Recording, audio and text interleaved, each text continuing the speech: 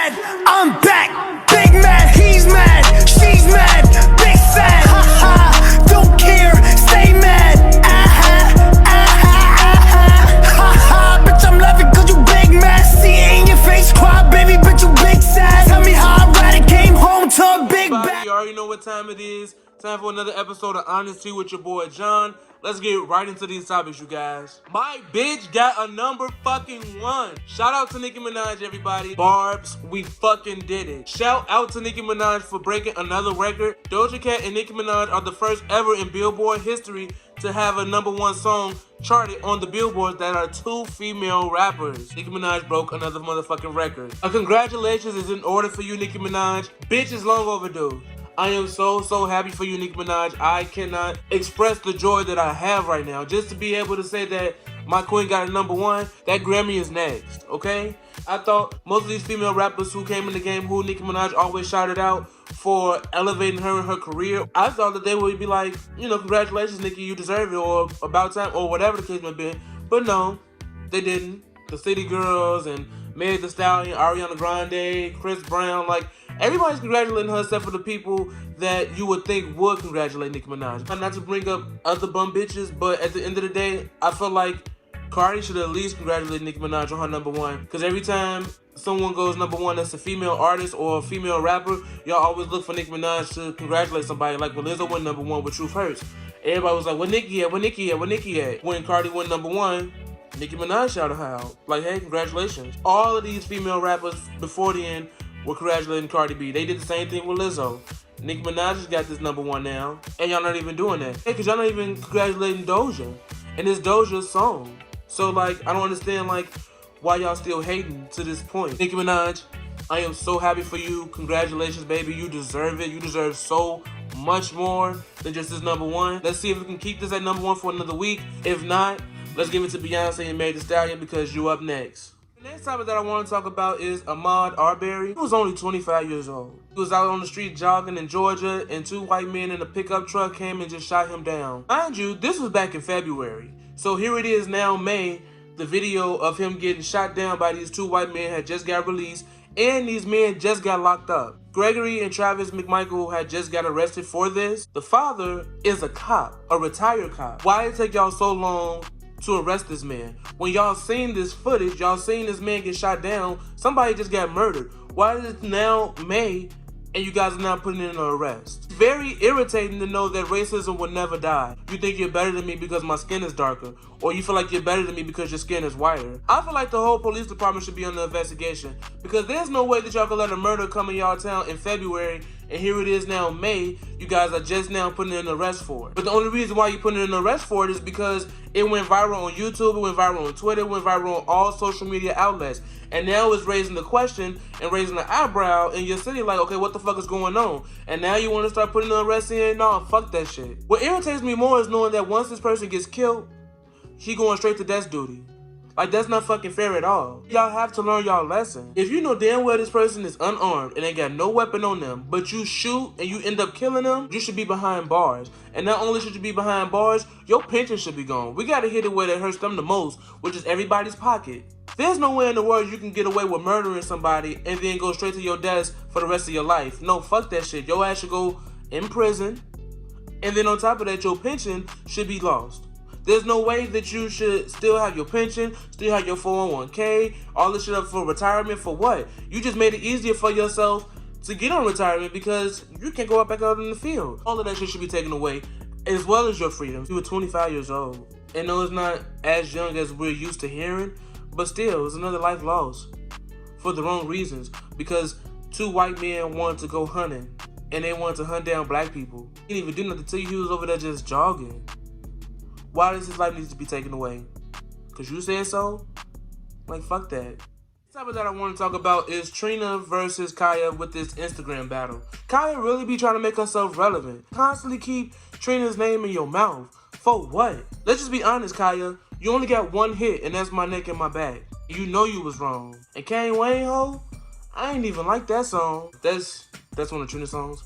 I think it would be very, very embarrassing for you to even try to do that, Kaya, because at the end of the day, like, you cannot beat Trina on any song. Don't waste my time. Don't waste Instagram time and Trina definitely not finna waste her time. I think Kaya just still salty because Slip and Slide Records decided to go with Trina over Kaya, and they had every reason to, because at the end of the day, Kaya don't know how to fucking close her mouth. Don't waste your time. Keep Trina's name out your fucking mouth, you fucking roach. Like, just stop. I didn't get a chance to talk about this last week because I just totally forgot. But I want to talk about the lady who was stripping with her 3-year-old. It was a video that went out where this girl was teaching her daughter how to strip. A lot of people were saying, oh no, she wasn't teaching her how to strip. She does pole dance exercising, and ain't nothing wrong with that. And at the other hand, everybody was saying like, girl, what the fuck are you doing? And as you see in the video, like, this don't look like no type of exercising to me. Like, yeah, I get that you over here, you keeping your thighs together on the pole and you have your hands out or whatever.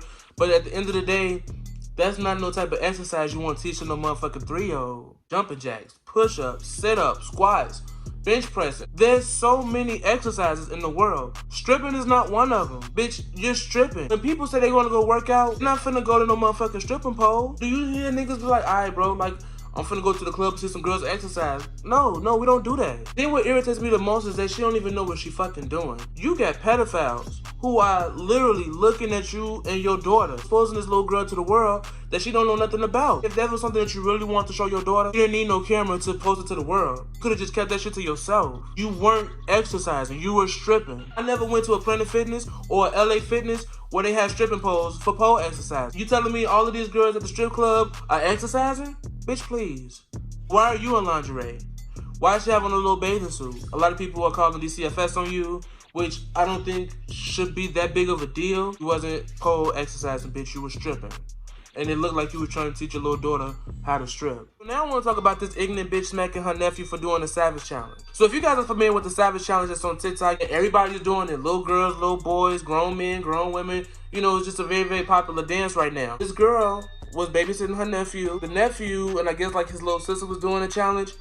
And she just smacked the hell out of him and was just like, don't do that, you gay ass bitch. I never knew that dancing could make somebody gay. I thought it was very, very ignorant. Why didn't you come down on the little girl? You calling him a gay ass bitch, but why didn't you call that little girl a fast ass hoe? The Savage Challenge shouldn't be for kids anyway. It was completely homophobic and wasn't nothing funny about it. In the video, you see with the whole bunch of laughing emojis, like, bitch, wasn't nothing funny about that. That was so fucking ignorant. If you really felt some type of way about him doing that dance, you should have been like, all right, man, like, I'm just gonna pull you to the side, like, no, like, man, we don't do this type of dance, you know? Like, you see them, like, touching their behind and doing all this stuff like that. We don't do that. But no, bitch, you smacked him and you called him a gay-ass bitch. And when she was getting dragged online, she called herself, like, trying to clap back at the people who was calling this bitch homophobic. Because there's some, oh, well, his daddy would've did worse, and we ain't finna do no gay-ass shit in my house. Like, girl, but y'all gonna do some hoe shit because your niece was over there doing the challenge just as much as he was. It wasn't his fault that he was killing it over her. How does dancing equal up to sexual orientation? I would never get that. This is why I feel like people who had kids don't deserve to have kids. Certain people just cannot be parents. This child is like 8 or 9 years old. How are you speaking about them in sexual terms like, oh, this child gonna be gay? Like, bitch, what? Like, why can't you speak nothing positive like, oh, this child gonna be a lawyer, or this child gonna be successful, he's gonna be rich, she's gonna be that. Y'all never speak positive things in these children, but y'all always wanna see something and then y'all see negative. Not saying that being gay is a negative thing, but to y'all it is. So why speak those things into that child? Somebody called DCFS on her, and now she's under investigation. So, bitch, good for you. And if that was really your sister, bitch, I would have whooped her ass, and I would have never let her around my child ever again. Tekashi 6ix9ine is officially out of prison for snitching, and he just dropped a brand new video, and he went on Instagram Live, got over 2 billion views. Everybody is having a problem with this man. Where I come from, we don't believe in snitching. I think that's the problem what everybody has when it comes down to 6ix9ine. But also a lot of people are living for 6ix9ine. Meek Mill is really hating on Tekashi right now. Like, there's a difference between, like, man, like, you a snitch and I'm not fucking with you, but no, you going back and forth with him. Like, I know you felt some type of way about 6ix9ine, but everybody else did too. So they said what they said and they left it at that. But Meek Mill just constantly going back and forth, and it's just like, girl, like, why did you just mad? You just had a baby. Like, you should be worried about being a father versus trying to go back and forth with somebody online. You look more of a bitch than 6ix9ine do. Yeah, 6ix9ine is snitching, but here you are over here bitching. I'm not a snitch. However, if my life is on the line or my family's life is on the line, if y'all say, give me these people, bitch, I'm singing.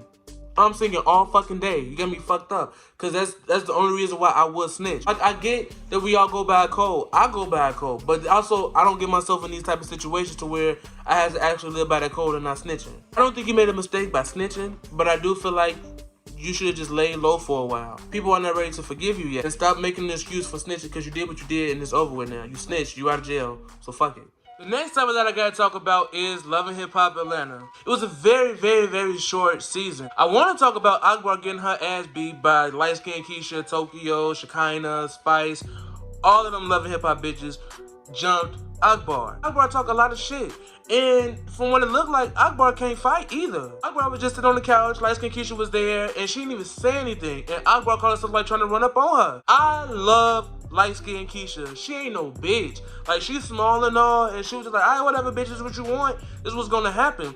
And then in the video, she was just like, y'all know y'all can't protect her once y'all yell cut and we done filming, right? That bitch ran after Akbar. She got in her car. She was like, I bet. I see that bitch on the move. She finna go over there. And they started fighting again. That's why I love light-skinned Keisha. Bitch, you keep it up. I'm gonna listen to your music. And shout out to Tokyo because Tokyo is a real-ass bitch. And she a real-ass friend. Because at the end of the day, she gonna rap for her friend. Akbar, you really need to humble yourself. Because not only aren't the queen of Atlanta, nor do your music slap, you can't fight. Like, girl, like, you look really, really stupid. You started the whole fight. Did nobody run up on you? Did nobody even get a chance to speak to you, bitch? And you call yourself trying to put your hand on somebody just for you to get your ass whooped. Akbar, you got your ass whooped. Next topic that I want to talk about is Rupaul's Drag Race. Crystal Method won the Maxi Challenge. This challenge was the one-woman show where you literally had 5 minutes to give your best performance. And Crystal Method, she did her fucking thing. And she did her thing on the runway. So I was very, very proud of Crystal Method. So shout out to you for winning this challenge. Sherry Pie was being super, super selfish this episode when it came down to her one-woman show. This bitch, on average, took like 18 minutes. It's not like you was just like still in the show and you just had to keep going. And even then, that would still be selfish. But bitch, you was just talking. Both of my bitches was in the bottom this week. Heidi and Jada Hall. I wasn't ready for Heidi to go. I wasn't. Her runway look was everything. This was the prettiest she ever looked on RuPaul's Drag Race. Because the main thing that they kept talking about was her face. And if you look at her Instagram now, beat. The face is beat all the time. I really felt like Gigi Good and Sherry Pie should have been at the motherfucking bottom. Gigi Good's one-woman show was very, very scripted. And even though they all are scripted, I feel like she didn't even make that shit up on her own. I feel like she probably saw that shit like from YouTube, or she probably saw somebody's comedy show and she was like, oh, I'm gonna use this, because she was struggling.